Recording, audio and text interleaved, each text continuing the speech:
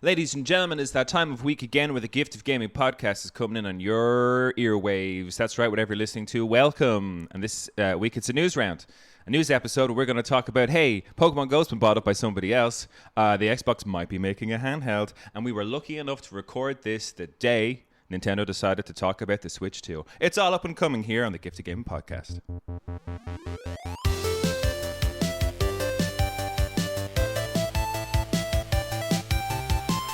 All right, it's me, your host, Darren Wade, and today I'm joined by the news team supreme, the artist currently known as Mr. Xbox Games Pass himself, Luke Maycock. Luke, how's that going? Are you currently... No, I cancel it again. All right. I cancel the auto renew. We might have to have a little briefing before the episode. Yeah. It's the artist formerly known as Mr. Xbox Games Pass himself, Luke Maycock, and of course, the console-hating, PC-playing, lore-seeking, full-time Canadian himself, Christopher Robbins. Christopher, how are you? Did you say... into their earwaves in the intro? I may have said into their earwaves, yes. Yep. I'm patenting that. That'll be a new thing. Yeah. How are you guys doing? How's life been treating you? It's got its bumps and windy roads, but living. It's good. I'm living. Whoa. I am alive. Yeah, I need to get through these next couple days, and then I'm on vacation. Don't threaten this guy with a good time. Oh my god. Luke, how about you? Great. What? Great. I'm doing really well. Yeah, well, fuck you too. I'm still unemployed, so I'm big chilling. No, I'm doing good. The weather is taking a turn for the better here in Ireland, Which is so nice. which is lovely. It feels like it's been years since we've had a summer. And yeah, no, it's been good. I've been keeping well. Been playing lots of games actually. Not an excessive amount, a reasonable amount for an unemployed man. But yeah, no, I've been doing really well. Get it while you can, Luke, is all I'll say, Yeah, exactly right. Before I'm back on the grind. What about yourself, Darren? How are you keeping? I'm good. Yeah, I was in Barcelona. Got to see the Final Fantasy VII Rebirth Orchestra World Tour live. That's pretty Cool. It was their last show. It was I was there with Kev and Craig and our friend Niall, and it was amazing. Yeah, I couldn't. I got everything I wanted from it in terms of song-wise, even a bonus song. So most of the music in the remake and rebirth, like the Final Fantasy VII remake series, most of it is Nobuo Uematsu's work, just been kind of updated and made to sound even better than it originally was. But there's a couple of new songs that have come out in the especially in remake. There was a new song called Valkyrie, which I loved, which is a brand new tune, and I would say, from the new music perspective, that was one of my favorite songs they came out with. But I went to see Remake over in London a couple of years ago. I got it. It was great, but I wasn't expecting to get anything like it again, even though in Rebirth there's a new version of it called Valkyrie Custom. And it was great because Niall was there. It's his favorite song as well. And out of nowhere, they just played that. And I was like, there's 140 songs in Rebirth. Jesus. They played I don't know, in that show, 2 hour long, maybe they played 12, 13 songs. And to get Valkyrie Custom in that was pretty great. And they did a nice world map medley, which Craig was saying was different. He'd seen it previously in London a good few months back. And he said that the medley thing that they played was a bit different from what we got before. So it was nice that he got a different show as well. But it was cool. Loved it. Can't wait for part 3. Crazy that Final Fantasy could just fill a concert with music. I've seen video games live in concert years and years ago, and I'm not surprised that filled a concert because it's just all video games. Even if you don't know a third of the songs, you're still gonna have a great time. Yeah, but Final Fantasy, it's just you can actually do that with Final Fantasy. Probably the only. I would say the only, and it's been a world tour, so we tried to get tickets. London was sold out, Italy was sold out, Germany was sold out. We didn't bother trying to get tickets to the States because that was just a massive headache in terms of flight wise. So with the show we were at was their very last show, the very last one they had tickets available for. So that was quite cool. But yeah, they sold out pretty much every show. There was a couple of spare seats in the one in Barcelona, but for the most part it was completely full. So is it a dedicated orchestra that tours? Yeah, so there's 2 Final Fantasy orchestras. I can't remember the name now of the one that has done crazy. The Rebirth and the remake. So it's a Final Fantasy 7 specific, and I can't remember the name of that orchestra. But they have another orchestra called Distant Worlds, which do the Final Fantasy 7 or Final Fantasy music in general. So they cover thing from all the games. Nobuo Uematsu's his own orchestra. Okay. Yeah. Did you ever hear the Black Mages? I did the rock versions. Yeah, I think so. Yeah, that should slap. I think he's actually in that band, isn't he? He's yeah. I don't know if he's a guitarist or something, but I think they even have a composer in the band. I don't know. I can't remember, but I used to Cool listen to idea. that shit all the time. Metal versions of it, or Yeah. rock Yeah. versions of like. Pretty dope. Yeah, it was songs. great. Got Cosmo Canyon and stuff like that as Oh. well, like all the great tunes. I had to run out. It was the one thing I bought, like when we arrived there, it was jammed at the merch stand. There was only one merch stand for everybody that was there. So I wasn't bothering to queue up because the queue was like snaking around the entire complex. And I was like, well, I'm not going to go in now. So I was sitting in there at a real nice kind of exit from where I was sitting. I was real close to one of the exit doors. So they said, oh, this is our last song before the interval. Cosmo Canyon, please enjoy. And I was like, fuck. Because I was going to leave. If it was any kind of song, but I love Cosmo Canyon, I was listening to it and I got like the first bit of the classic motif and I was like, no, I have to leave now or else I won't have a chance. So I legged it out the door, went and got my CD collection to match with the one I got with the remake concerts. I was like, happy days. CDs, how retro. I know, right? Yeah. But it's a whole collection, 7 CDs worth of like 120, 130 tracks, which You is even have amazing. a fucking CD player. In my car and my PlayStation. Same. I have so many CDs in my car. It's a nice thing to drive around and listen to, but as I was coming back in, they just finished and the queue was monumental then for the interval. So I was like, glad I did what I did. I got the song, but it was a great time. A really good trip in Barcelona. Had a blast, and now it's back to the old real life slog grind. now. The old grind. But we're not here to talk about my trip to Barcelona, gentlemen. We're here to talk about what Chris has been playing. That's what the whole episode is devoted to. Oh God, what have I? Quite a big variety. Last weekend they had the beta for Fatal Fury, so I played a bit of that. It's fun. Played well. A lot of kinks to work out in like the menus and the online matchmaking. Other than that, been sweating Dead Cells, like so much Dead Cells. Yeah, and I'm not like I've always come back to it from time to time, but I've never been like great at the game. But I finally got my like 4th boss cell done like last night. I was just like, I was super fucking excited. And are you playing it on a hard difficulty, or is it just the game itself is just tough? The game itself is just tough. It's a roguelite, right? Roguelike, yeah. Yeah. Roguelike? Oh, fuck, I don't even know the definition. There is progression. Yeah, so it's a roguelite. A roguelike is... Yeah, exactly. Like, yeah. So, yeah, but I found out there's, like... Because the problem is you unlock weapons as you advance in the game. You can pick which ones to buy, right? Mm-hmm. But the game's been out for years. There's just hundreds and hundreds of all these weapons and like power-ups and accessories and stuff. But they introduced, which I didn't even know existed, it's called custom mode. So you can actually select which items you want to spawn in the run, which changes everything. Because I used to because it's a shop, and the moment you buy them, like fully buy them, they're available for the rest of the runs. So my shop is entirely filled with things that I only have to pay one more sell for. I've never pulled the trigger because I don't want that crap showing up in the run. Now I'm just going through and like completing everything because I could just set it to custom mode and play with the nice. Okay. the potential drops I want to play with. Interesting. So, yeah. Big replayability. Yeah. That is always a big drawback of like playing through Hades. If you get a bum run, like if you get a couple of combos or boons or whatever that you don't like, it's like, oh well, I guess I'll try this, but I'm probably not going to get very far. It's just like... Yeah, Hades is... Yeah. I mean, in my opinion, it's might be a crazy claim, but, like, Dead Cells is a perfect game. In, like... Kev Brennan loves Dead Cells. Yeah. It's like one of his favorite games. Oh, really? Yeah, Fuck, I need to talk to him more about it then. I think it's a perfect game for at least, like, its genre, or, like, it scratches that itch, and it's something I could see somebody playing for the rest of their life. Like, you could sink thousands of hours in this game and still have fun. So, yeah. Nice. Well, we're here to actually talk about the news, gentlemen. And the news is interrupted today because we were lucky enough that the Nintendo Switch 2 Direct happened a couple hours ago before recording here, which is great. So we'll get on to that as our last little news item and go through everything that we came across in the Switch 2 Direct. But before we go there, let's look at some other news items from March. And the first one is the Pokémon Go's Niantic is going to sell up. This is coming from Jess Weatherbed at The Verge. So Niantic Labs has announced that it's selling its video game division to Saudi Arabia-owned mobile developer Scopely. Oh, no. For $3.5 billion after struggling to replicate the success of Pokemon Go across its other AOR games. The newly inked agreement includes Niantic's Pokemon Go, Monster Hunter Now, and Pikmin Bloom mobile gaming titles.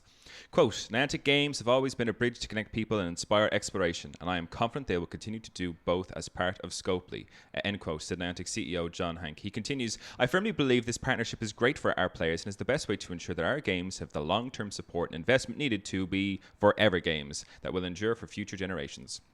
End quote. The acquisition is subject to regulatory approval and other closing conditions. Should the deal go through, it will also bring Niantic's social companion apps for Pokemon Go, Campfire and Wayfarer under Scopely ownership. Scopely says it will gain, quote, Niantic's entire team of exceptional game makers and category-leading games. Okay, keeping the staff. I like to see it. That's cool. However, the Peridot and Ingress AOR gaming titles, the latter of which is also supported by the Wayfarer mapping app, will remain under the ownership and development of Niantic Spatial. Pokemon Go attracted more than 500 million players in its first year, but its popularity was impacted in 2020 when global COVID lockdowns kept people inside their homes. The company has since cancelled multiple projects and laid off at least 310 employees between 2022 and 2023 in an attempt to, quote, weather the current challenges in the market, end quote. Today's announcement is Saudi Arabia's latest attempt to muscle its way into the gaming industry, having used its Saudi Public Investment Fund, PIF, to acquire stakes in Nintendo, Activision, Blizzard, and EA. The PIF was also used to establish esports and gaming company Savvy Games Group in 2021, which later acquired a Monopoly Go developer, Scopely, for $4.9 billion in 2023. The announcement appears to be the 2025 mega deal that Scopely's Chief Revenue Officer Tim O'Brien teased last year, saying during a Q&A that it would involve a scaled global franchise doing hopefully at least $1 billion in revenue. Niantic Labs doesn't disclose its earnings to the public, but Scopely said in its announcement that Niantic's gaming business drove $1 billion in revenue last year, and Pokemon Go alone is estimated to have brought in $7.9 billion in revenue since launching in 2016. Fuck. I mean, Pokemon's a license to print money essentially, but that's insane for Pokemon Go. It's a free game. Like, it's just people paying. Like, it's super monetized now, though. Yeah. Like, it's brutal to see how bad it got. And I'm assuming that's only going to get worse. Sure. Yeah. Probably. Because that's why these companies want to buy it. You got to regroup that cost. Yeah. Well. As a Pokemon Go, I haven't touched it in months. oh, have you not? No. Oh, okay. I thought you were still a Pokemon Go fan. I am. I'll probably pick it up again, but yeah, I don't know. Got kind of burnt out on it. Yeah, fair. Luke, would this, I mean, in terms of it being a Saudi Arabia kind of big business thing, would this affect, or do you think that'll affect people in terms of wanting to keep playing Pokemon Go? Will it turn people away? Will it matter really? I don't. I think the hardcores are probably going to stick with it. Like you said, Chris, you'll probably be back. Like I know a lot of families who are really into Pokemon Go and just go out on Pokemon Go walks. And That's cute. yeah, I know it's really nice. It kind of, I think it kicked off during the pandemic, and some people just stuck with it. Mega cute. But I think, yeah, obviously the microtransactions, whatever way they try and monetize it in future, probably some gotcha-pon stuff. Yeah. That's going to be Maybe not. They might make some fun ideas. Like Saudi Arabia, kind of off video game topic, but there was some rumors last year. Saudi Arabia was trying to start like an ice hockey league that was 3v3, and I was all for it. Like what they were describing, I was like, that's what I want. That's what I think the NHL should be. But I think it got squashed pretty quickly. But they just have money to throw it. Oh man, right? yeah. It's interesting. So Scopely, the company that are buying it, aren't a Saudi company themselves. They're an American games company, but their parent company is a Saudi company. So obviously they want Scopely to acquire this to, in theory, like Scopely will have fought for this bid, so they will have new ideas to pitch for making Pokemon Go better. So I'd say there will be some energy there, and maybe there will be a couple of new ideas. But ultimately, like monetizing games is a really ugly. It just never ends in a nice story. It always ends in like It's tough. Customers being like really fed up and mad. Like even some of the best to do it, like Riot Games, just changed completely the way that they do like loot stuff in League of Legends, and everyone just like lost loads of resources. And it's tough. It's like, I mean, you're talking that like Pokemon Go alone estimated to have brought in $7.9 billion in like 9 years roughly. So just under $1 billion a year, give or take, is what this thing's making. It's like, how much more money do you want to try and squeeze out of this thing? Like, it's profitable the way it is, it appears to be. But I mean, greed is greed, and people will try and ruin things we all like. And this is why we can't have nice things. It's funny I'm looking at Scopely's games here, and you mentioned a couple of them there, but like, what's Scrabble Go and what's Monopoly Go? They do the Monster Hunter Go game as well, Monster Hunter Now, which I gave a try to, and it was like it was fun. But I think if I was to revisit a walk around AOR game, it would probably be Pokemon. Like that was the one I had Monster Hunter was like it wasn't really good for walking around because it was a lot more engaging because you had to fight these monsters. Yeah. And you don't want to be walking around when you're staring at your fucking phone. Like, you get hit by a car. At least in Pokemon, you can catch those things blindfolded, man. You just flick your fucking thumb. Whereas in Monster Hunter, you were like Yeah, smashing yeah, the screen. Yeah, and you had to kind of sweat it. You had to dodge. Like it was tough. It was fun for a bit, and then you hit that gear wall, and I'm just like, I'm not. I don't want to do this. Yeah. This is meant to be fun. I don't want to make friends to go play this game with. So Pokemon Go probably going to go to someone else. See what I did there? I see what I did there. Funny, Thanks for that. man. I know, right? So funny. The next story is a story about the Xbox handheld. This is coming from Nicole Carpenter at Polygon at the beginning of March. So in 2024, Microsoft Gaming CEO Phil Spencer told Polygon he couldn't stop thinking about what an Xbox handheld could be. Months later, Spencer told Bloomberg Microsoft had indeed been thinking about it, but that it's a piece of hardware that's still years out from becoming a reality. That plan seems to have shifted. Windows Central reported Monday that Microsoft will debut a handheld gaming device in 2025, quote, if plans are met, end quote, with hardware that's being developed by a partner, something akin to Valve's partnership with Lenovo to bring the Steam OS to the Legion Go S. Microsoft's own proprietary handheld is still in the works, according to Windows Central, and is expected to be years away, reportedly part of the corporation's next-generation plans for 2027, alongside the Xbox Series X successor. Polygon has not independently confirmed the launch of an Xbox handheld, either in 2025 or in 2027, with the next generation console, but we've reached out to Microsoft for comment. The reported 2025 partner handheld is codenamed Keenan per Windows Central and will look unmistakably Xbox, complete with an official Xbox guide button and Xbox design sensibilities. Details otherwise are slim, leaving lots of questions on what exactly the handheld is or could be. Is this a reskinned iteration on the Asus ROG Ally, Lenovo Legion Go, or another handheld, something more unique to Xbox? Quote, I want my Lenovo Legion Go to feel like an Xbox, Spencer told Polygon last year. I brought the Legion Go with me to GDC. I'm on the airplane and I have this list of everything that makes it not feel like an Xbox. Forget about the brand, more like, are all of my games there? Do all of my games show up with the save file I want? End quote. If Spencer has any say, the upcoming Xbox handheld, regardless of who manufactures it, will certainly attempt to have that Xbox feel. Luke is the Xbox expert extraordinaire on the show. Would an Xbox handheld be a positive move for Xbox, Microsoft? I think it's exciting. I think it's something new. Yeah, potentially. I mean, we talked about it a little bit. We have a little group chat for the podcast. We discussed it briefly that, like, if they launch, I don't think this was covered much in the article, but there was word that this handheld would basically natively run Windows, meaning that it could like run Steam on top of that.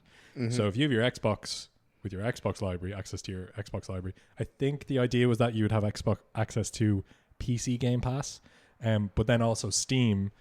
That would be huge. That it's kind of like, we talked a little bit about this, Chris, but it's kind of like this. It's the reverse of what we were expecting Microsoft to do, because we thought Microsoft was going to go into a direction where their app would be installed on other consoles, but It seems like they're building, they're leveraging what is Windows and then just making what, that software is already compatible with stuff like Steam, and they're just, package it into a console. And I think that's a pretty smart idea. Yeah. I still think the leak I brought up was different than this handheld stuff, though. Like, I think they're trying to just package like an actual like semi-powerful computer in a console form. I think there's an idea out there that is happening. So would they kind of move away from their own, like, what designed console to taking on something like they'll just have like an Xbox labeled computer that you buy? Which essentially like all consoles kind of are, but they're just super like locked down with their UI and their like what they can do. But I mean, Xbox still runs. Actually, I don't know if that's true, but I feel like Xbox, like deep at its core, still runs on some variation of Windows. So all they have to do is expand on that, and just boom, now you can install Steam on it.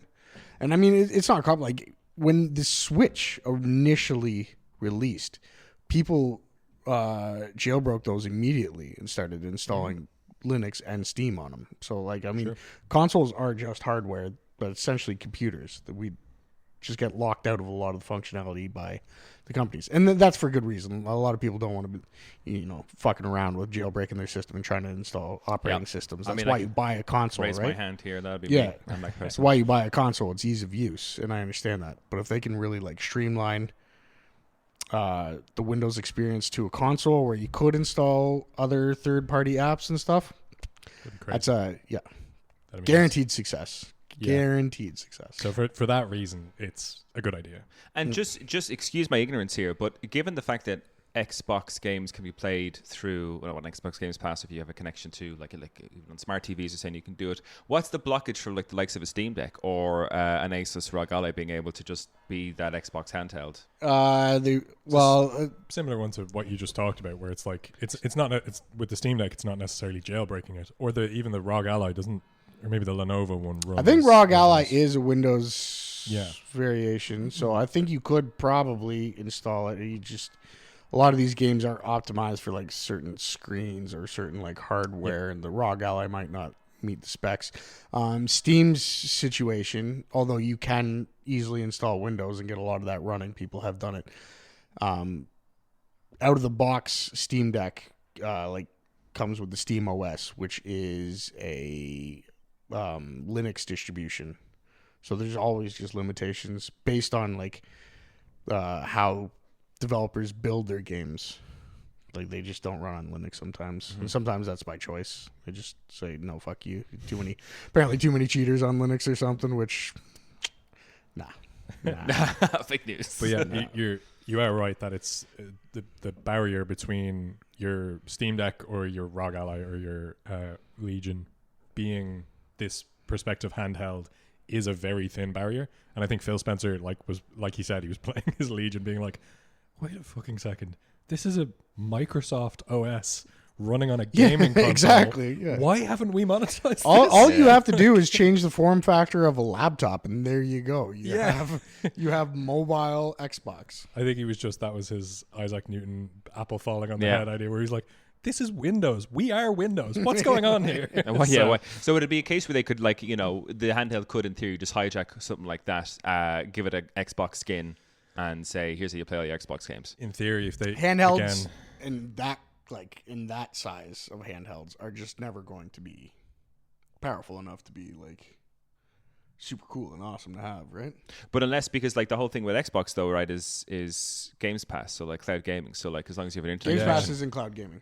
The xCloud is it's a separate thing, but you do, depending on the tier of Game Pass you have, you get access to cloud gaming with it. I'm still anti-cloud gaming, but yeah, I suppose that could work. Theoretically, that's a model. Yeah. Okay. 100%. So yeah, the future looks, I don't know, better than it did like a month ago. Better than our last Xbox cover, that's for sure. Yeah. Well, gentlemen, that brings us to I suppose our main topic of the show today, the news episode. We're not talking about Ronaldo. Oh, I'm so sorry. Jesus. No, I'm kidding. We should absolutely mention that, because that was one of the funniest fucking videos I've seen, or like so stupidest. Strange. So it's Fatal Fury, right? Fury, the upcoming one, City of the Wolves. And look, you put it perfectly that when you said, I can't believe it's not even voiced by Cristiano Ronaldo. Oh, is that what you said on the chat? No, I didn't even see that it wasn't. No, I you said that. You would say that, yeah. Chris? Yeah, it was so fucking funny, man. And it's like, it doesn't look like him. Yeah. I don't know why he's a fighter, because it's so difficult So for the people at home that haven't caught on yet, there is a new... Okay, Fatal Fury City of the Wolves is the upcoming Fatal Fury 2D fighter game coming out, and they've announced their first guest character, which is none other than Cristiano Ronaldo. Cristiano Ronaldo as your first guest Complete character. with soccer ball and everything. He looks so... What would he be if he didn't have a soccer ball? I know. And I do like the idea of, kind of makes him a bit of a puppet character, I hope. And yeah. I hope it's not just animation, but he actually controls the ball. But, I mean, like... He looks so out of place. He looks man. so out of place. Not only does he look so out of place, he also doesn't look like Cristiano Ronaldo. He doesn't sound like Cristiano Ronaldo. It's like someone's. I feel like I've gone back to those days of Pez where they lost the licenses to to call their the people their actual names. So you had like Bamchester United, and fucking Cristiano Ronaldo. Yeah. Essentially, it just feels like some sort of mock-up. But look, if you're into it, go enjoy. But it won't be me. Yeah. Buffnaldo can't hurt you. I won't pay extra for him, but I'll play him if he's free. If he's free, absolutely. Nintendo Switch 2. We got a Nintendo Direct today, entirely on Nintendo Switch 2. Before I go, I have it kind of written out, everything as it appeared on the show, so we can go through it bit by bit. But before we get into that, just a top level thing. We've been talking about the Switch 2 for a long time. We finally got that trailer back in February, I think, which was definitely a fuck you from Nintendo to be like, you've asked so much, here it is, leave us alone for a while. Which kind of didn't really show a whole lot other than a potential new Mario Kart. But top level, Chris, did you enjoy the Nintendo Direct? They pulled me back. It started off rough, and it started off as another kind of like, fuck you. It felt like it was just like, yeah, here it is, and here's some of the even more gimmicks that like nobody asked for, and I was just like, this is rough. And they announced another Direct at some point too. I was just like, oh my god, we're just like getting directs and directs now. It's like the inception of Nintendo Directs. It was brutal. But, Luke, your top level thoughts? Did you enjoy your Switch 2 experience? I did, yeah. I thought it was fun. It kicked off with like those gimmicks, like you were saying, and I was watching it being like, who other than Nintendo in the year of our Lord 2025 comes out and has a camera as part of their display, and the controllers turn into mice, and the wave. What is it? Waze. Turn right in 400 meters. And just like they had that GPS integration with Zelda. I was like, in Zelda, yeah. Who wants us? Wanted this? It's so funny. I just kind of think like no one other than Nintendo even tries that stuff anymore. Like you're not gonna the PlayStation announcements like for the next gen PlayStation and for the next gen Xbox probably going to be identical. Like they're just going to be it's going to be a gaming console. It's going to do a thing, and that's it. And they'll just talk about like teraflops or whatever.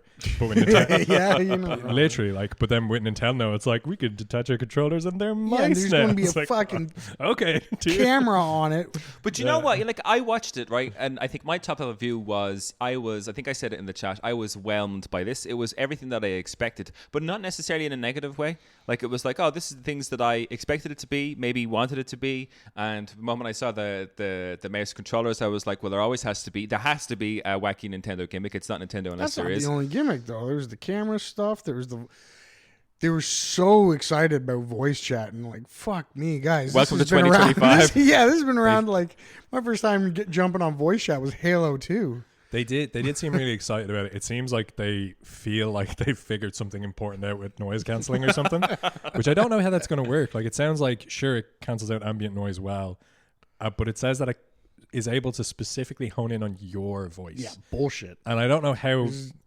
absolutely no chance of that. Unless you feed your voice they into haven't like even figured out how to get online working. There's no way. They figured out voice chat. What I thought was cool about the chat thing was when you saw the gameplay feeds of all the people at the bottom. It's so janky. 12 frames a second, like 480p for each of them. And I was like, okay, that actually would run on most internet connections.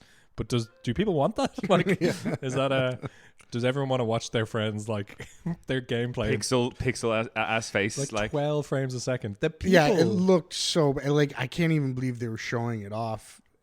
In its defense, though, like that would have been a great feature for COVID. Oh, unbelievable. Oh, yeah, sure. But, yeah. A couple years too late, bud. It's COVID coded for sure. Yeah. And because that was the thing, and we'll go through the list bit by bit, but I actually quite enjoyed that section, whereas I thought that the camera and all that kind of stuff seemed like just outdated. Like we've had the iToy, we had the Xbox Connect. It's very iToy as well, and I was like, but I'm kind of with them. I'm like, you do when you're ready to do these things, you'll do them, and no sooner than that. And I kind of appreciate it, but I it's like it's not for me, that whole camera chat to your mates thing. But I reckon that there's a big market of Nintendo only players who just love the Nintendo hardware, the Nintendo IPs, who will probably really dig this, and they'll go onto their Animal Crossing islands, have the chats, they'll play Xenoblade Chronicles X and catch up. And do you think anyone is so out of touch that they're just like, oh, voice chat and video games? I would hope not, Chris. I hope there's no one out there thinking that. Maybe pure Nintendo players are. They're like, whoa, I can talk. I've never had this before. But we'll break it down. We'll go through the direct bit by bit. We'll break it down. So it opened up with the Mario Kart World announcement.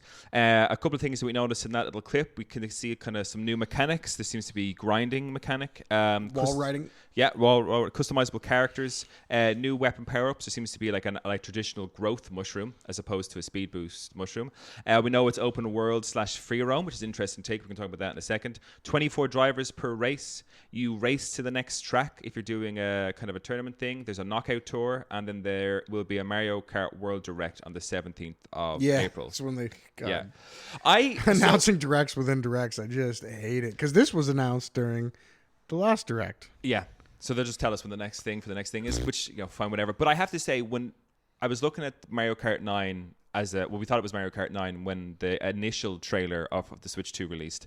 I was looking at that being like, God, I don't know if it's really going to do a whole lot for me. Like 8's a perfect game. How can they change it? This one looked good. This one looked great. All those things. The idea, like that little aspect of where you going from, you do a 4-track championship, but you have to get through to the next track, and I don't know what kind of fun and frivolity they'll have in between that. There's like the race through that, like whoever gets through to the next track first gets to start first. Is it like a race for qualifying almost in a way, which I think could be quite cool. Yeah, I think so too. Yeah, it was a banger. They just had so much in there. Again, like the grinding and the wall riding and the custom characters, and there's so many new characters as well that just haven't been 24 drivers per race, so I can't wait to see what the final roster is. But I did see like a couple of interesting Koopas in there, and the Beetle ones from like an old Mario. Hammer Bros in there. Hammer Bros, and then there's the guy random cow. There was a cow, I think. Penguins from Mario 64. Yeah. So they're obviously looking at like a kind of like a Crash Team Racing kind of vibe, where even like the enemy PCs are all part of it. I thought it looked great, and I love it's slightly different in terms of its animation style. Slightly different. Like there's a lot more bounce in the game. Yeah, a lot more bounce in the game, which I think is going to be quite cool. But yeah, I was like, hey, I would fucking play the shit out of that, which I didn't think I was going to be like that. I wonder if the open world is going to be like Diddy Kong Racing, because that was actually pretty fun. You had to explore and like find like the maps and stuff. And I'd like that, because that's the part that I struggled with. Like everything looked great, but when they did the whole free roam part and people were driving around taking pictures, with their friends as they went to drive around different parts, and they were kind of showcasing all the group chat and everything like that you can do with this, trying to figure out secrets to levels, which is all kind of cool, but not something that I'd ever get involved in myself. But the free roaming part, I was like, I don't know. Like that could be really boring if they haven't done it right. Like in a racing game. Did you not play Diddy Kong Racing? No, not really. No, Crash Team Racing and Mario Kart were mine, and Speed Freaks were my kind of racers back in the day. But I'd hope like that, if there is a way to make it interesting, I hope they do it. If there's collectibles, if you got to drive around here and discover a thing to unlock the new next map, I'd be like, that's kind of cool, Yeah. Give me some of that. It also worked with Diddy Kong because there was also like planes and shit you could do, which I'm sure this is going to have. In terms of like the carts? Yeah. But I saw that there was Waluigi was on a deadly kind of like Harley Davidson motorbike at one point, and I think Donkey Kong or Bowser was in a fighter jet looking thing as well. So it looks like customizable characters and carts would be a big part of this, because there was like an adventure Mario, there was a Luigi with a straw hat. I'll be getting that straw hat immediately for Luigi. We're just rocking around. But yes, so I mean, for a launch game, can't go wrong with a new Mario Kart, but that looks decent. Yeah. Moving on. Not enough, though. Not enough. No. Not enough. At this point, I was like, it was a great opener. I was just watching it and been like, cool. I can't wait to see what else gets launched with this, and we'll get to that. Now we got onto the actual Switch 2 new bits and the tech for it. I'll kind of go through a list of things that I wrote down here. We've got a C button, which is essentially for game chat or group chat. A new microphone allowing for good quality voice chat with no background noise. The Nintendo Switch 2 camera. They keep bragging about that as if they've like figured something out. I don't believe it. We've got game share, so up to 4 consoles can join game share on certain specific games, which means that only one person needs to own the game for everyone to play, which I'm always a big fan of. It depends if the library of those games is good. Interesting thing though, for most of these things you require an online Nintendo membership, which of course, to make it worth their while, there has to be a catch. Does there though? Like Steam has never charged. I mean, Steam are one of the good ones that are left in the world, Yeah. Looking at the tech, we now have a 7.9 inch screen over the old 6.2 inch screen on the Switch 1. The consoles are the same thickness. We've got double the pixels, 1080. 1080p, baby. We made it to 2002. Oh, we're there. We're finally there. With up to 120 frames per second, it's HDR supported, and the Joy-Con 2 controller connects magnetically now. We have bigger SL and SR buttons when using one Joy-Con. Chris, that sharp intake of breath. I don't know about magnetic connection. I feel like that's just a recipe for disaster. Like shit's just going to break there, or it's... I'm sure they thought it through. Yeah, I don't know. Haven't their Joy-Cons always been kind of sketchy? Yeah, Nintendo has been famous for drift, generally speaking. Yeah, okay. I think they'd be the most famous for drift. We also have bigger left and right sticks. Controllers can now be used as a mouse. There you go. Sure. Yeah, why not?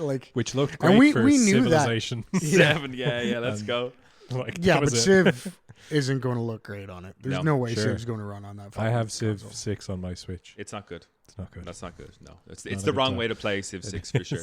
But a mouse is the right direction. But I still It doesn't even look like it would stand up correctly. No, but it had interesting parts because there was a which game was it they said would be a real enjoyable like traditional way to play it. There was kind of, I don't know if it was a kind of PCS game. Maybe it might have been Civ, but like they were using almost like, I mean, there's no mouse and keyboard, just a mouse. But I kind of enjoyed how it looked like it might play, and I was like, that could be cool. Do you know what I mean? For me, as a like console controller player, I've never gotten into the mouse keyboard type thing, so maybe this could be the beginning of the. They better add Mario Paint to the SNES classics. Oh yeah, just to draw over them while people are playing. I'd like that. We got 3D audio, I guess now. Thanks for catching up, Nintendo. New stand, which can be adjusted. That was a big thing because I hate the stand. Adjustable stands. Yeah, woo! Big thing. But in fairness, it's one of those things we say adjustable stands, right? But we went over to Barcelona there at the weekend and we brought Smash Brothers. And myself, Craig, and Kev were playing it on the airplane. And I was like, this is a fucking ton of fun. But the stand on this thing is so shit. And then we got the thing today. I was like, Nintendo knew. Nintendo knew we needed a bigger, better stand. Hey, my Steam Deck doesn't have a stand. True. Yeah, fair. Yeah, all right. We now have 2 USB-C ports. Yeah, instead of 1. This is actually a big one. Yep. This one and the next one. It one. is shocking how few handheld devices actually make a change like this. Yeah. And it now has 256 gigabytes worth of storage instead of the 32 gigabytes, which is now 8 times more storage than the original Switch, and that's pretty big. Sure. Because I had to buy a micro SD card for my Switch because I could hold You're like still what, going like to have to, man. Bought one straight away. I don't know. 256 gigabytes is pretty good. I mean, and all the games are going to be bigger. Like this is going to be the That's new true. 32. Like it's yeah. There's no way this is going to be. 8 times bigger. Bursting all my bubbles. I was like, hooray, storage on a Switch. 256 is a joke, man. That's Look at the size of the thing, though, Chris. What's the standard for the Steam Deck? Isn't Rebirth going to be on this? I think Or no, Remake. Remake Integrate's going to be on it. Yeah, isn't that like 120? That is going to be huge. Yeah. 256 is the minimum storage you can get for Steam Deck. So I think mine's a terabyte. Okay, so here's another thing Nintendo's behind with. Okay, that's reasonable. But at least you get the micro SD cards. But I think they are You have to get specific Nintendo ones. one. Yeah. The extra fast ones. We also have a 4K resolution. The dock with a built-in fan to keep your console cool. 4K resolution in docked mode.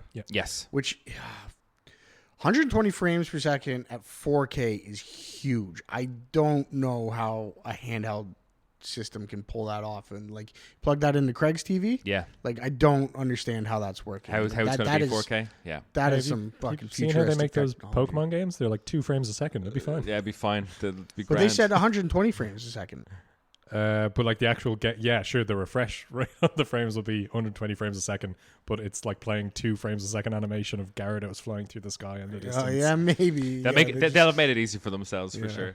sure. We now have the same size game cartridge, but it's now red and faster, and we can now use the Nintendo micro SD Express cards. The standard micro SD cards are no longer compatible.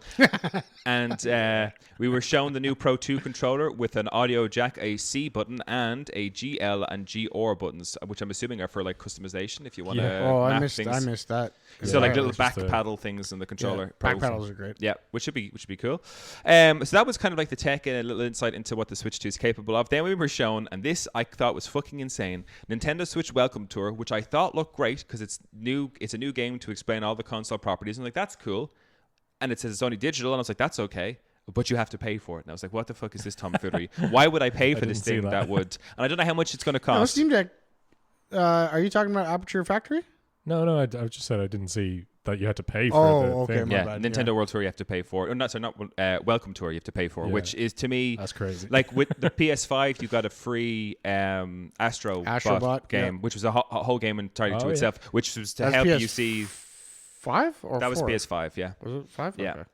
Astrobot's Playroom, maybe they had there was a 1 and 4 which was to do with VR as well, but the PS5 one, so it had a whole game which was to help you understand everything that the DualSense controller was capable of, but it was also a full game and was it was that free. Steam Deck before- had one too. Was that before Astrobot existed? Like the Oh no, game? so That was so, the first Astrobot. That was, I don't know if it was the first Astrobot because there was it was first fully Astrobot game. Astrobot's been around for a little while. They had some other games prior on the PS4, but that was the first full Astrobot game. Yeah, but it was free and you could play the whole thing, and I loved it. Like when that when I finished that and platinum that and they announced Astrobot, I was like, I'm definitely buying that game because the other thing was so much fun.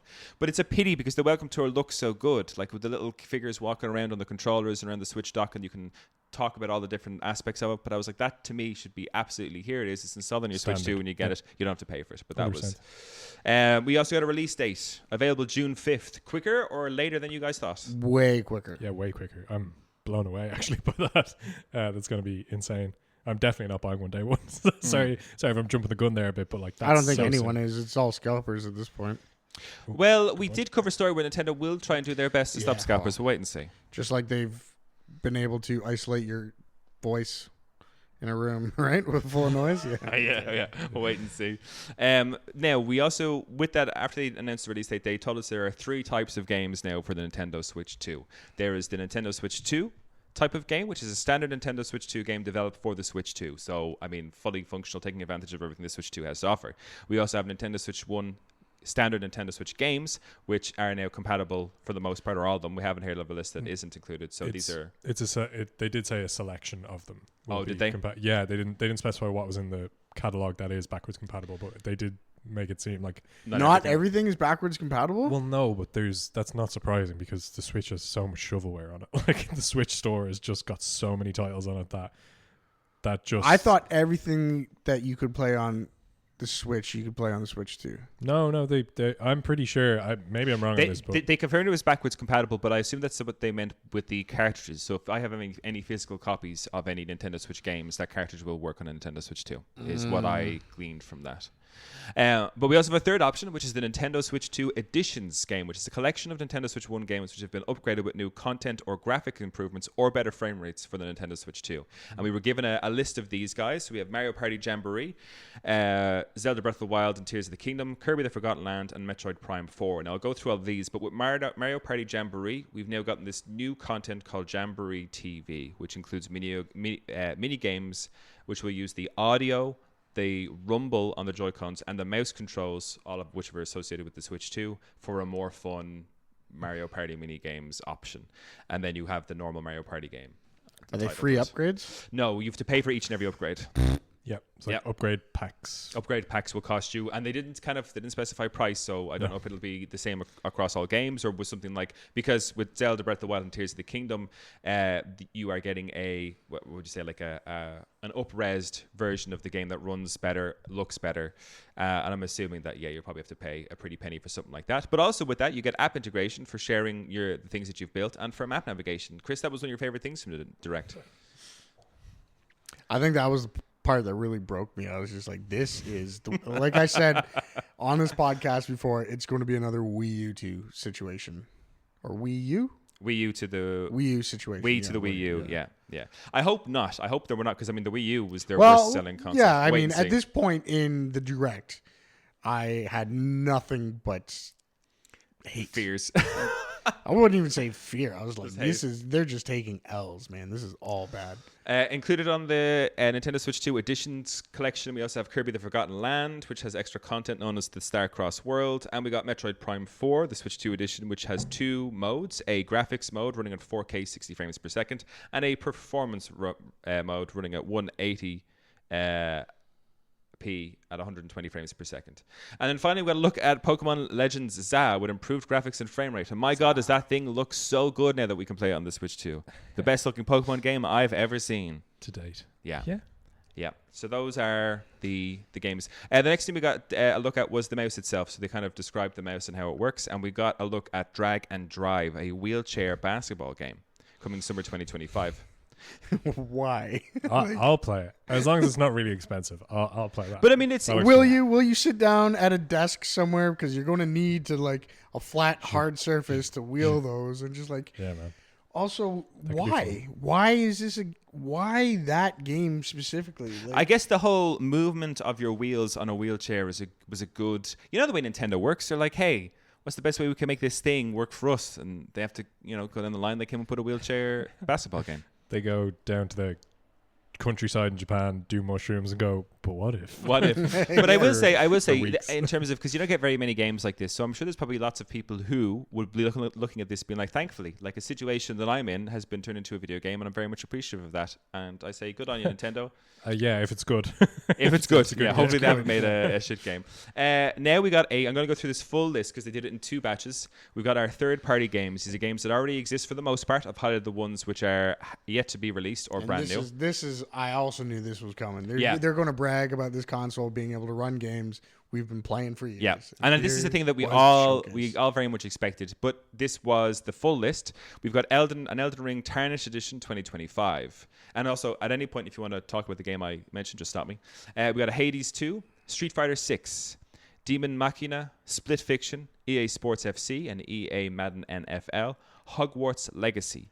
Tony Hawk's Hogwarts Legacy, they even said with upgraded graphics and this and that. And I was like, there's no fucking way you've upgraded the graphics of Hogwarts Legacy that barely runs. Like, I can't even run it on Ultra on my PC. And you think you've upgraded Like and put it ray in that? tracing and stuff like that on the Nintendo Switch. Didn't too. happen. It's going to look worse. It did. Guarantee it. I thought it did. I thought you could see it straight away. It did look worse. Yeah. Like it looked like a God. Nintendo Upgraded Switch-ified graphics, version. my Yeah. ass. You. We then got Tony Hawk's Pro Skater 3+4. Now I've highlighted this one because this is a game that was only recently announced, so it's cool that it's coming to Switch on release. I think most of these were released. Don't quote me on that, but it's 3 and 4? remake. Yeah. They only recently got released? I thought they've been out for years. No, 1 and 2 has been out for ages, but 3 and 4 was only recently announced as up and coming. We got Hitman World of Assassination, which was is it iOS? What's the company behind it? I don't know. I can see the logo in my head. I think it's iOS. Is Maybe it or something. Ion? Well, whoever created Hitman World of Assassination, they also told us about Project 007, which seems to be the first little look that we've gotten at Project 007, and it was done for a Switch 2 thing. So nicely grabbed, Nintendo. That looks like it could be fun. I hope it will be. Look, we didn't see anything. No, but I mean, if it's coming from Hitman World of like the guys who did Hitman, I think they could do a very good James Bond. Yeah, just remaster GoldenEye and give us that back. I thought that's what was coming. I thought it could have been. Yeah. I thought it could have been. And then they said Project 007. I was like, okay. I thought we were going to get like an up-res, modern-looking GoldenEye, which is basically like a modern-day Perfect Dark, but that's not what we got. A shooter, like a banger shooter on the Switch 2 would have gone crazy. With the mouse? Local With the four-player. mouse? Yeah, you have to use the mouse, actually. We then got Odd job, Bravely throw in the hat.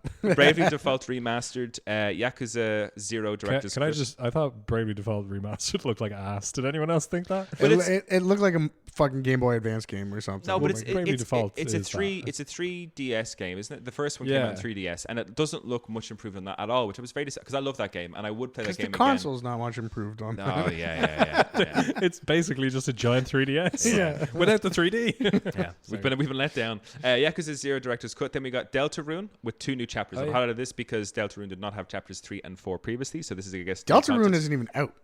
There we go. Well, now it's. I don't know what they're chapters. bragging about. Like 3 and 4, it's like the game isn't even released yet. Like, how are you bragging about having content for a game that isn't even out?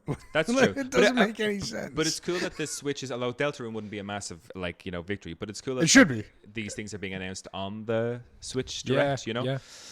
Borderlands And we got 4. that. Yeah, we got a little teaser for another game that we're never going to see. Is this Silk Song? Yeah. Hollow Knight. Oh. A 3-second long teaser for Hollow Knight Silk Song came out So this Direct. 2025 in the release I don't date even think it was window. 3 seconds. It was just It's like probably less, just a jumping thing. We're like, well, that looks like it could be it. Because people have been looking for this for ages. And lots of the time when I'm putting together the news episodes, there's always a news article there around being like, Silk maybe Song. this thing is where we'll hear about Silk Song. It never is. So I like that it was so, just what would you say, like underwhelming in terms of it was like, oh, and there it is. There's You're- nothing. something jumping. You're like, what the fuck? we haven't forgotten about you. Yeah.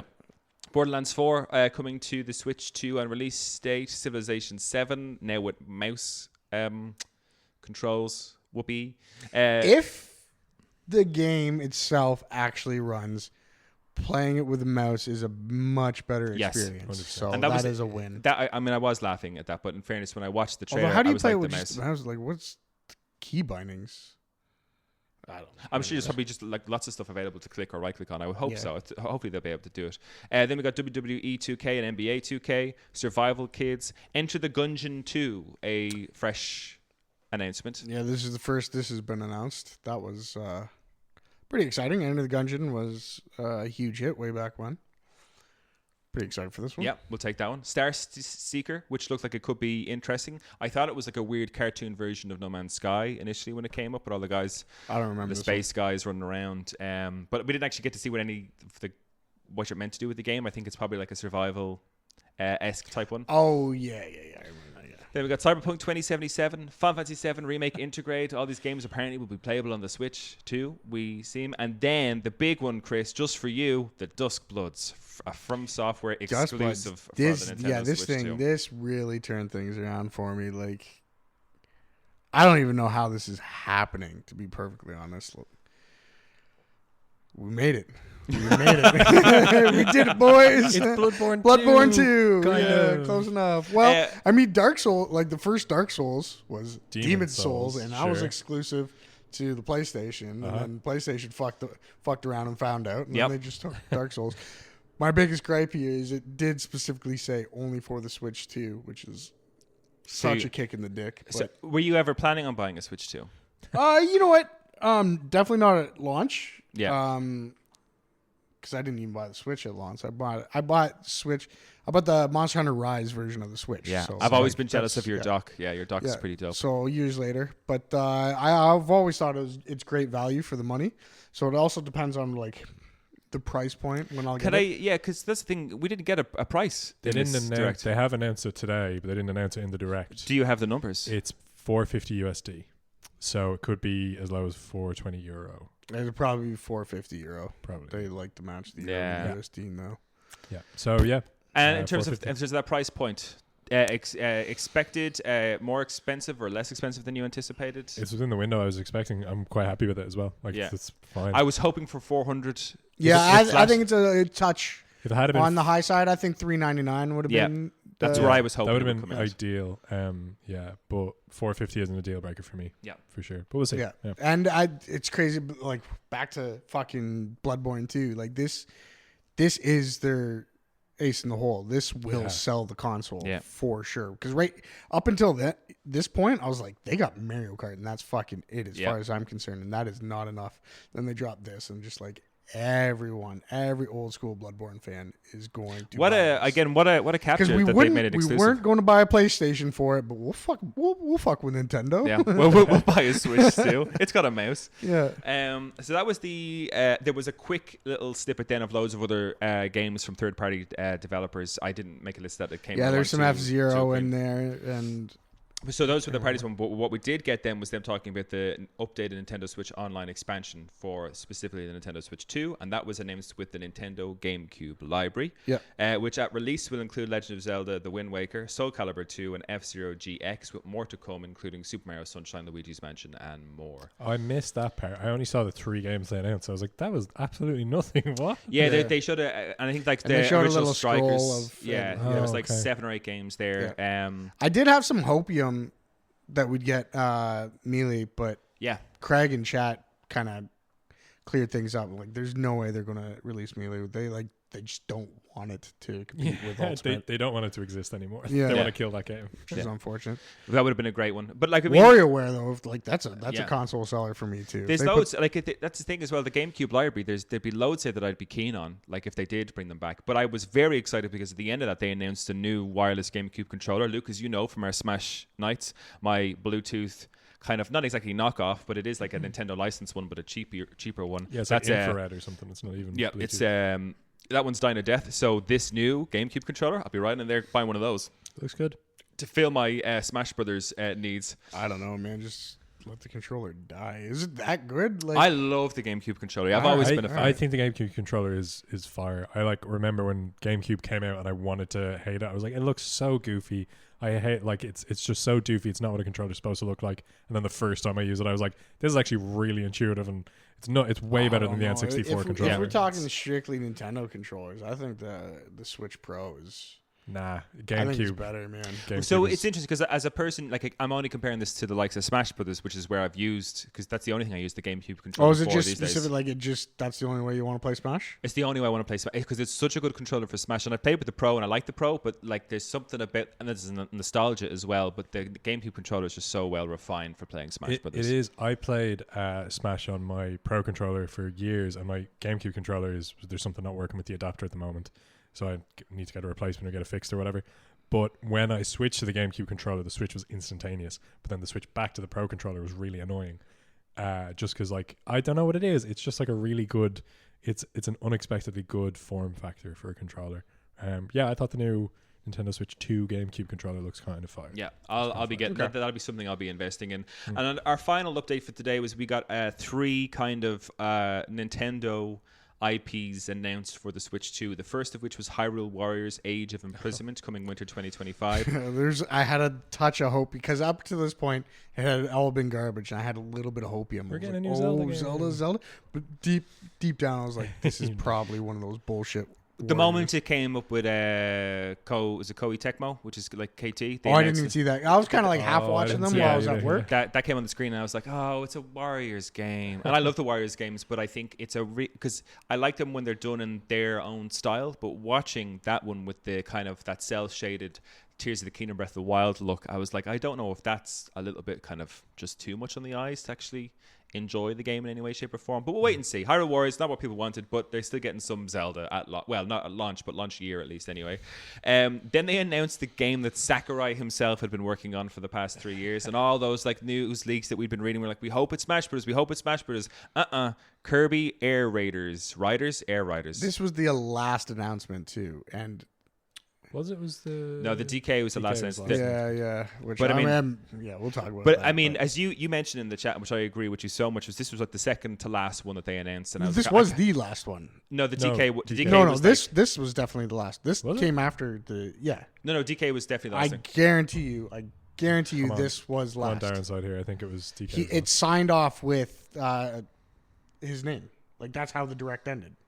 With Sakurai's name on it? Yeah. No. So they did that, but then the last clip was Donkey Kong, which I was thankful of because I don't think, as much as I love Sakurai, I don't think it should be signed off, especially if it's Kirby Air Riders. I think you're wrong, man. I think you're wrong. Fact check me, please, because we're fact checking live on the podcast. But it was weird to start with Mario Kart, and then in my head is still ending with a Kirby racing game. Yeah, 2 racing games was kind of weird, especially because. Whoops. Especially because we were so speculative about what Mario Kart was going to involve, and we had to be sold on it. And it was like, okay, a new racing game. Yeah, this is a good. Yep, it was the last thing. Donkey Kong was the last thing. Was it? Yeah. Air Riders and then Kirby Air Riders and then Donkey Kong. But the fact that we got the Sakurai game and it was a racing game and we already had a racing game, I was like, and I don't know much about Kirby Air Riders, and I'm not a massive Kirby fan, but to me this is a bit weak. I watched a co-stream of it. I watched someone else stream it and like react to it, and one of the guys on that stream like flipped out when he saw it was Kirby Air Rider, and I was like, oh, so one guy likes this game. The same thing happened with, I think it was an Xbox Direct. They started talking about Sonic Racers. And then you get like the odd person who just like loses their mind. Yeah, it was like their favorite game when they were a kid or something. Yeah. Maybe I mean it's Sakurai, so maybe there's some gem there. Maybe it will be worth it. I'm never a doomer when it comes to Nintendo. Like when they try something weird and wacky, I'm like, sure, fuck, I don't know. They've got it right in the past. And it's interesting that they asked Sakurai to come in on that because I know Kid Icarus is one of his IPs along with Smash Brothers. Kirby isn't his, I don't believe. Is Kirby not his? I could be wrong, but I didn't think so. But if it is, that makes sense that he's there. If it isn't, I couldn't really figure out why they were getting him kind of out of semi-retirement in a way to spend a couple of years on this. But like I said, we wait and see. Yeah. And then finally, we got Donkey Kong Bonanza, which is coming on the 17th of July, so a month after. Which was the actual last one. I don't know why. I think the last one I saw was Kirby because don't know how it happened, but yeah, this one got me fucking excited. This one looks good. This one looks really good. A Donkey Kong like kind of 3D platformer. I know we were all like kind of anticipating or wanting a Mario one, but I'll take a Donkey Kong one, especially with like that's fine. Like I think they have to let Mario cook for a little longer, see what this system is capable of before they start really putting work into a Super Mario because. What was the last one? It was Odyssey? Wonders. Yeah. No, sure. I've 3D. Oh, 3D was Odyssey, yeah. I completely forgot about that. That shit was a fucking... That's hard to top, man. Yeah. That was a great game. It was so fun. Yeah, it was like a kind of a running theme on today's Switch Direct was that, what are the pure Nintendo Switch 2 games? Like, what are the games that you can only play on Nintendo Switch 2? They won't be coming out on Nintendo Switch. Like, what are the ones that you move to this console for? And Mario was going to be one of them, so they better get Mario's right. going to be one of them. Donkey Kong was a Yeah. sleeper, and like I said, the big console seller, which is the Duskbloods. But Yeah. out of those, how many games do we have that you can only play on the Switch? Is it 4? Out of everything that we've seen there, 1, 2, 3, 4, 5, including Mario Kart announced at the beginning. 5 are exclusive to the Nintendo Switch 2. So 5, and they're not launch titles either. It's like some of them are being trickled out over the rest of the year. Kirby Air Riders, I can't remember if they gave a date, so I think that might be launched. That one and Mario Kart are launched, but Hyrule Warriors is winter 2025. Donkey Kong Bonanza is the month after, and the Duskbloods, I think we got 2025. We didn't. No, get that was 26. Well, 26. Oh, is it? Yeah. Yeah. So only one game we have confirmed at launch. That is Yeah. Mario Kart Worlds. Everything else that's coming out at launch are third-party games that have already existed Or for. backwards compatible, Yeah. enhanced editions or whatever. Yeah. Yeah. That was a bit of a worry going through, but they did finish with 2 strong ones. Well, one really strong one, and then Duskbloods was in there. Yeah. No Smash Love, which seems a little crazy. I was hoping, and this is what I hoped for originally, but I'd hoped that they'd asked Sakurai to work on when they said a game, and he'd been working on it for the last 2 years. I was hoping he was working on licensing stuff for Smash Bros. Ultimate port, like Smash Bros. Ultimate 2, which is just the same game, only here is a DLC thing where we're going to give you 5 new characters. That to me would have been completely and utterly enough for Smash Brothers, and it would have had me absolutely investing in a Switch 2. I think that To get, probably gets its own direct if it happens. if it happens, yeah. Yeah, but they would have teased it, and then they would have announced the direct. Actually, that's probably what they're going to do during the Mario Kart direct. Yeah. They're going to next announce direct. the Smash direct. a Smash related direct next time, because Ridiculous. it'd come up as a Nintendo Switch 2 enhanced edition, and so the graphics and loading times and stuff will be better. Yeah. And Because they also have like the maybe content, tease. yeah. Because that's the thing as well. Like lots of these games have an extra content. Like the Kirby one Yes. has an extra kind of like playthrough DLC. So that's what I was hoping that when I saw those, I was like, oh, getting a Smash Ultimate upgrade, like Smash Ultimate Remaster, whatever it is, with extra content as well. And it's just this one more fighter pass, even if it was 3 new characters or something like that. But that'd be so. A Smash Bros. Ultimate Edition would also do well because like they're going to rope in a lot more like first time Nintendo buyers or people that didn't have the Switch before, and they'll probably want to do some catch up with the games. So like an Ultimate Edition that includes all the DLC packs would have been Yeah. a good idea. True. Well, there we go. That was the Nintendo Direct, guys. That's what we got. Nintendo Switch 2. Oh. We'll get Souls characters in Smash. Yeah, Duskbloods. Yeah. Yeah, you never know. Absolutely at this stage. Well, that's if we get into the Smash Brothers. But lots of people seem to think that if a new Smash Brothers comes out, it's a reboot. So we'll wait and see. So that my question to you guys, I think you've already answered it though. Switch 2, yes or no? Release day, yes or no? Yeah, I'm excited now after the end of it. It started off shaky. I will not be getting it on release though. Not a chance. Yeah. Yeah, I'm the exact same. Excited. Think it's dope. Like to see Nintendo cooking. Definitely not buying a release. Yeah. What about I yourself? have a huge backlog as it is. I think I'll definitely get it. I'd say that Mario Kart game has been really intrigued. I never bought Mario Kart 8. I've just played it off loads of other people's. Like Andy had it and Craig has it. So I played Mario Kart 8 lots, but last time I owned a Mario Kart game was 7 on the DS, I suppose. So looking at that, I'd be like, yeah, that could be pretty cool. I could get into that. On release day, probably not, unless between now and then we get some more announcements of games that are released, you know, and like other things that had me kind of hooked. Like Mario Party Jamboree has been rated as one of the best Mario Party games to come out of like since the early ones, Nintendo 64, which is great to hear. But I haven't purchased it. I got Mario Party Superstars that came out before that, which is like okay. So there's a couple even in the upgraded games that I'd consider because I wasn't a Tears of the Kingdom or Breath of the Wild guy. I like didn't play them when they came out. So I'm like, oh, I like an up-resed, like better graphics, better frame rate, better stability version of these games to play. Maybe that's how I get into it. I'll wait and see. But I'm going to buy a Switch 2 based off that. Up until then, I was like, no idea about this, but I will get one for sure. And unless there's anything else announced, I won't get it released. Playing Breath of the Wild on the Switch 2 for the first time will be such a nice experience for you. You'll love it, man. Yeah. I think it'll be a good way to play it. But that's it. There we go, guys. Thanks for covering the news. We're going to cover more stories in our post show briefly. We've got what else have I got in here? Let me have a quick look at my list here. Oh, we're going to talk about the Russo brothers talking about Avengers video games and what WB's doing. They're doing some more stuff. They're canceling some more things. And of course, Didn't we just do WB canceling stuff? Oh yeah, they're canceling more. Ugh. And then of course we got Nintendo planning a possible new IP movie. All that it's on the post show. Check it out on the Gifted Gaming Podcast. Wait, check it out at patreon.com/the Gifted Gaming Podcast. That's where you'll find all our Patreon stuff for the post shows. Chris, thank you so much for being here for this. I appreciate you greatly. And Luke, thank you so much for being here for this. Delighted I appreciate to be here. you greatly as well. And to our listeners, as always and forever, keep enjoying the gift that is gaming. Peace out.